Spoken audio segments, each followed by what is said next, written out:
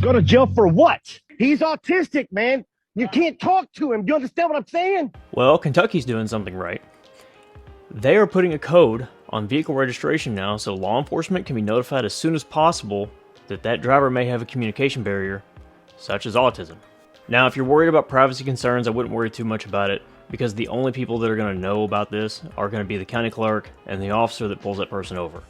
It's also completely voluntary, so you don't have to opt in for it if you don't want to.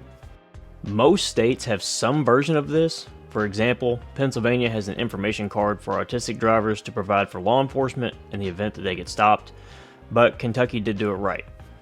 If you scan this code and opt into it, I love that every officer will get an alert as soon as the tag is ran. If your state doesn't do this, you should petition for this immediately. Having been trained on autism and having dealt with autistic people throughout my career, it can be an uncomfortable situation if you don't know what's going on, because certain boundaries that are just not being met. I'll give you an example. I've had people get just inches away from my face to talk to me because they don't understand the social precedent of personal space.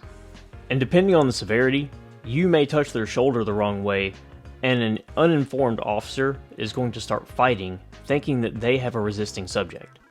A certain level of patience is required.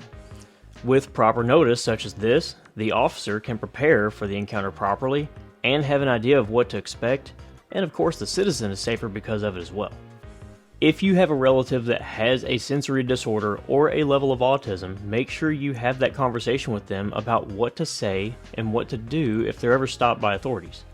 Not all police are trained and understand this disorder, and could be taken as non-compliance. In the event that your state doesn't do something like this, and you're interested in getting some kind of safety measure put in place, I put these cards in my Amazon store. If you ever come in contact with law enforcement, just hand this card over with your driver's license.